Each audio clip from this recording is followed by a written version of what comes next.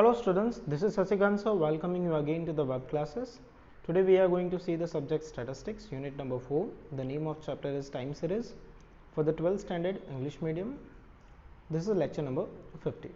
So हमने determinants of time series देख लिया था जिसमें ट्रेंड था, ठीक है, जो कि वेरी वेरी लॉन्ग टर्म के लिए होता है, then seasonal fluctuation, then cyclical fluctuation and then random fluctuation. इस तरह से हमने जो ट्रेंड जो था वो देखा था, वो इस तरह से था इसके Y T is equal T T plus S T plus C T plus R T. ये था additive model of time series. So additive model of time series हमने कंप्लीट किया. इसके बाद में है मेथड्स ऑफ डिटरमाइनिंग ट्रेंड. तो दो मेथड है, एक है ग्राफिकल मेथड और दूसरा है लीस्ट स्क्वायर मेथड. कौन सा? लीस्ट स्क्वायर मेथड, जो कि चैप्टर नंबर 3 में हम सीख के आए हैं, फिर यहाँ पर वापस से सीखने वाले हैं, ठीक है. सो ग्राफिकल मेथड में क्या है कि हम ग्राफ में रिप्रेजेंट करते हैं डेटा को और एक कर्व बनाते हैं. उसमें क्या है, जो टाइम है, सो टाइम जो है वो एक्स एक्सिस में मतलब शो किया जाता है, और जो दूसरा डेटा है जो भी जो डिपेंडेंट डेटा है उसे हम वाई एक्सिस में शो करते हैं. ऐसा clear? So this is the easiest method. So graphical method की बात हो रही है. The graphical method is the easiest method to find trend. The points are plotted on the graph paper by taking the independent variable time on the x-axis and the dependent variable y on the y-axis. These points are joined their order by the line segments. This shows the variation in the values of variable. A smooth curve is then drawn through the middle of this point by personal judgment. ठीक है, मतलब कि सबका जो line draw किया है वो थोड़ा आगे पीछे हो सकता है. This curve show the trend by ignoring the short-term fluctuation in the series. The future estimates are obtained by extending the curve thus drawn. अब इसके मेरिट्स क्या हैं, तो इसके मेरिट्स देख लेते हैं. ये मेथड जो है वो बहुत इजी है, easy to use. Trend can be found using without any mathematical formula, जो कि बहुत बेस्ट है कि मैथमेटिकल फार्मूला की ज़रूरत नहीं होती है. This method can be used even if the trend is not linear. अगर ट्रेंड लीनियर नहीं है तो भी ये मेथड यूजफुल है. The judgement about the type of curve be fitted for obtaining the trend can be given by this method. हम सिर्फ judgement दे सकते हैं कि अप ट्रेंड है या डाउन ट्रेंड है या फिर फ्लक्चुएटिंग ट्रेंड है, ठीक है, ग्राफ देख करके. लिमिटेशन क्या है? It is not possible that different people draw the different curves. It is possible that the different people draw different curves. मतलब अलग अलग व्यक्ति अलग अलग कर्व बनाएगा, बट ऑब्वियस है सेम कर्व तो होगा नहीं.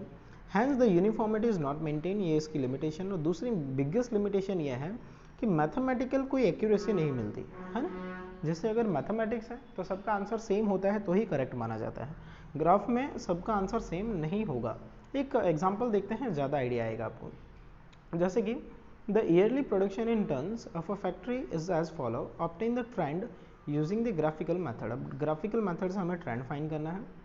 So the values in years are given from 2006 to 2050. The production in tons are given, so 20, 23 ये information दी हुई है. तो हम करेंगे क्या, ये जो years है ना इसको हम ले लेते हैं टाइम, और टाइम को ना 1 by 1 ऐसे लिख देंगे. जैसे 2006 को दे दो 1, then 2, then 3, then 4, then 5. इस तरह से 1, 2, 3, 4, 5, 6, 7, 8, 9, 10. So 2015 would be ranked 10. उसे हम फैक्टर करेंगे t से, t for time. Now the production in tons. So production in tons is y. इसे हम y एक्सिस पे रखेंगे, इसे हम x एक्सिस पे रखेंगे. ओके, सो सी ये हमने डेटा कन्वर्ट कर दिया टाइम में, ठीक है, डायरेक्टली 1, 2, 3 लिखना है.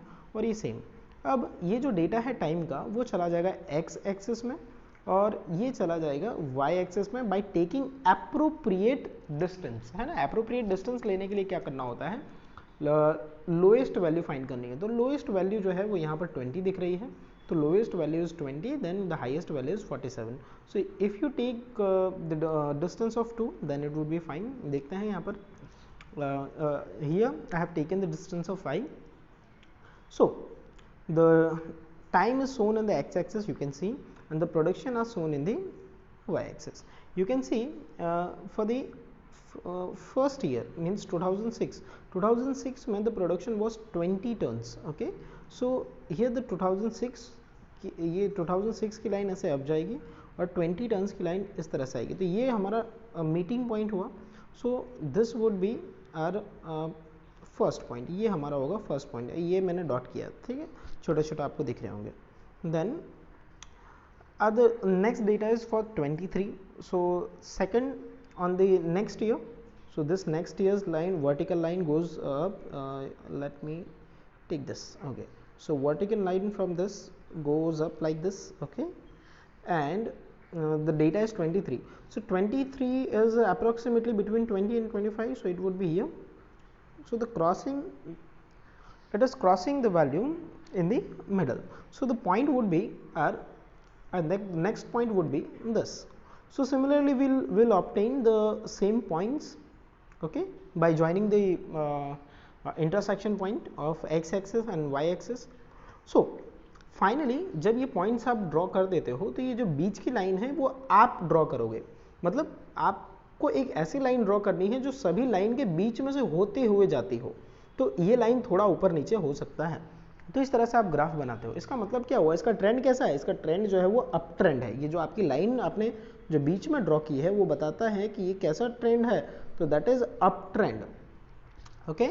तो मेरे ख्याल से आपको ये समझ में आ गया है। एक और एग्जांपल देख लो, आइडिया आ जाएगा। इलस्ट्रेशन नंबर 2, जनवरी फरवरी है, जो भी है आपको उसको नंबर में कन्वर्ट कर देना है, 1 2 3 4 5 and so on, and the sales is given, so the minimum value is 13 and the maximum value is 57, again we can take the distance of 5.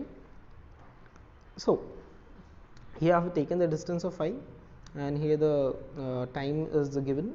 So now same, the first value was 13, so 1 का ये line है, ये 13 line crosses there, तो first point we will get here, the second point we will get here and so on, we will get the points. जैसे ये point मिल गया तो यहाँ पर एक है ना, एक स्ट्रेट लाइन ड्रॉ करना पॉसिबल नहीं हो रहा है। Why? Because if you are drawing the straight line it will goes like this, okay, और you can draw a trend line like this also, है ना, आप इस तरह की भी एक स्ट्रेट लाइन बना सकते हो, है ना, वो भी करेक्ट माना जाएगा।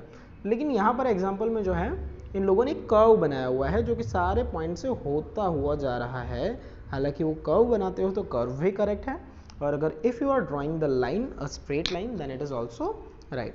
सो होपफुली आपको ये समझ में आ रहा होगा। अगर ये आपको समझ में आ गया है तो आपको 4.1 जो है जितने भी ग्राफ है वो ग्राफ पेपर में रेडी करना है। किसमें? ग्राफ पेपर में बनाना है। 3 ग्राफ हैं। तो नेक्स्ट लेक्चर में हम देखेंगे least square method. So thank you, till now, bye bye, stay home and stay safe.